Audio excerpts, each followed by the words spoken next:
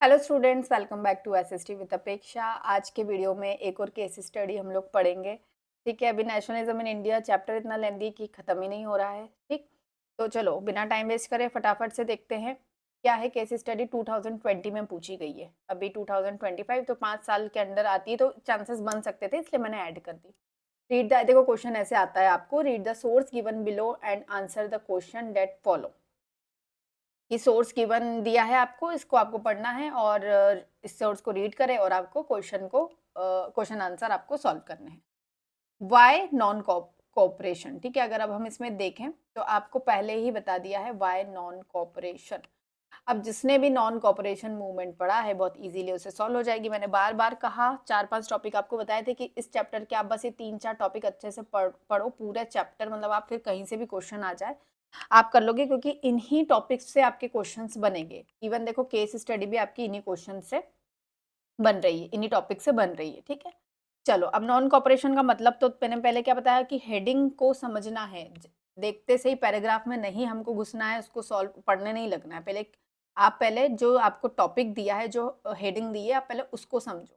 Why non cooperation, क्यों है non cooperation? तो पहले तो नॉन कॉपरेशन क्या है उसका मतलब समझो। कॉपरेशन आपने वर्ड सुना होगा कि हम लोग कॉपरेट करते हैं, नॉन लग गया मतलब कि हमें कॉपरेट नहीं करना है। तो वाई नॉन कॉपरेशन, एनसीएम कहीं ना कहीं नॉन कॉपरेशन मूवमेंट से ही आपका रिलेटेड होगा, ये हमने इसकी जो हेडिंग देख के ही हम समझ गए। चलो पढ़ते हैं आगे, दो दो लाइन पढ़ेंगे और समझते चलेंगे।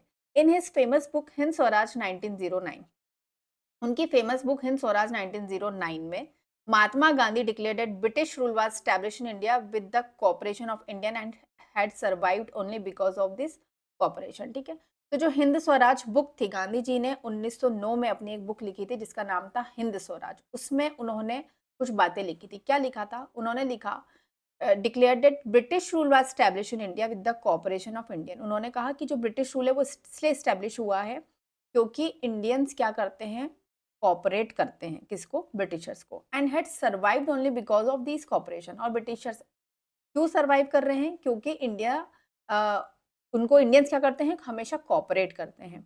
If Indian refuse to cooperate, British rule in India would collapse within a year. अगर ब्रिटिशर्स क्या कर दें, रिफ्यूज कर दे कॉपरेट करना, तो ब्रिटिश रूल इंडिया में से विद इन अ ईयर, एक साल में ही कोलैप्स हो जाएगा, यानी कि खत्म हो जाएगा। एंड स्वराज वुड कम, और स्वराज क्या, स्वराज आ जाएगा, यानी कि सेल्फ रूल, हम लोग इंडिपेंडेंस या हमारा खुद का रूल स्टार्ट हो जाएगा। ये गांधी जी ने अपनी बुक में कहा 1909 में। ठीक है, बहुत इजी लैंग्वेज में लिखा है, तो इसमें ऐसा कुछ नहीं है जो हमें समझ में नहीं आए। और ये आपका एनसीईआरटी में भी दिया है, अगर जिसने भी एनसीईआरटी अच्छे से पढ़ी है, नेशनलिज्म इन इंडिया चैप्टर अच्छे से पढ़ा है, उसमें आपको ये, जिसने भी पढ़ा है वो उसको ये याद आ जाएगा कि उसमें लिखा है। और ये बहुत ही ईजी है, इसमें ऐसा कुछ भी कोई टफ वर्ड या वोकेबलरी नहीं यूज करिए।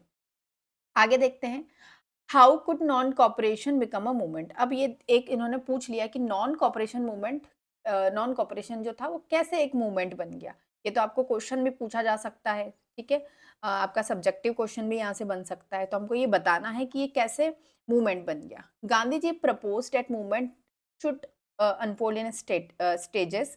It should begin with the surrender of titles that the government awarded in a boycott of civil services. The army, police, court and legislative council, school and foreign goods. तो गांधी जी ने का जो movement था वो तो बहुत अलग अलग स्टेजेस में गया, क्योंकि बहुत पढ़ा है हमने नॉन कॉपरेशन के बारे में कि प्लांटेशन वर्कर के लिए कैसा था, ठीक है, आपका पीजेंट्स के लिए कैसा था, वर्कर्स के लिए कैसा था, लेबर के लिए कैसा था। ठीक है, तो सबसे पहले ये कैसे स्टार्ट हुआ, it should begin with the surrender of titles. जो गवर्नमेंट होती थी ना, अब देखो जहाँ पे भी गवर्नमेंट दिया गया है ना, तो गवर्नमेंट ब्रिटिश गवर्नमेंट की ही बात हो रही है नेशनलिज्म इन इंडिया में। तो गवर्नमेंट अवार्ड देती थी कुछ इंडियंस को, टाइटल्स देती थी, सर की उपाधि, नाइटहुड है, कुछ कुछ उनको टाइटल्स देती थी।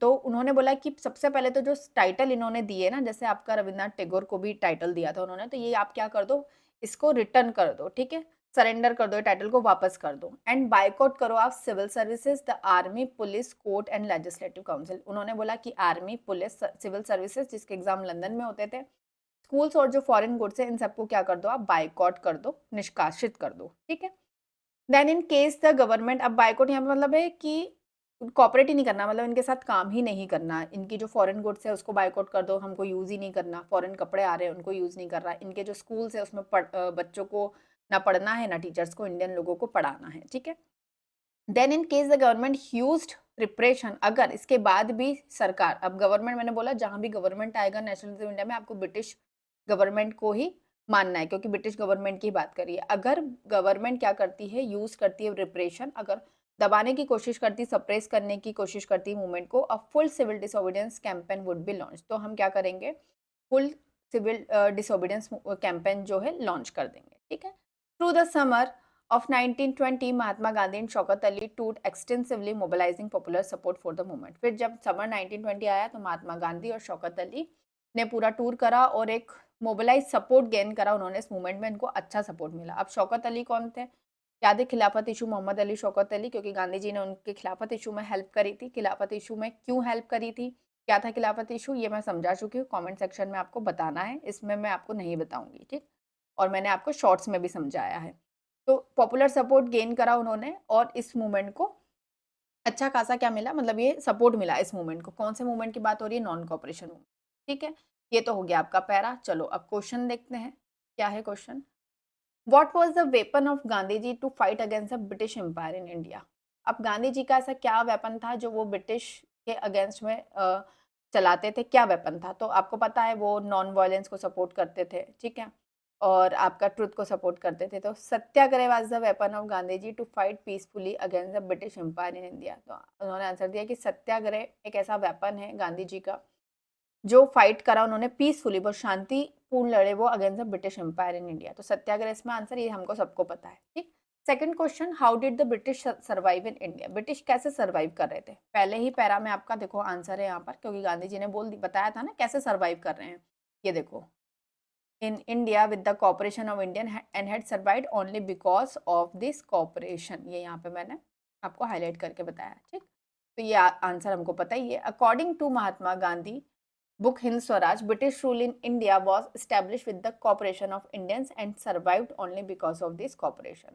तो इसमें गांधी जी ने बताया कि अकॉर्डिंग टू महात्मा गांधी की जो बुक थी हिंद स्वराज की, ब्रिटिश रूल इसलिए सर्वाइव कर रहे हैं, इसलिए स्टैब्लिश है क्योंकि इंडियंस कॉपरेट कर रहे हैं, ठीक है, इन्हीं के कॉपरेशन की वजह से। दोनों ही बहुत ईजी हैं।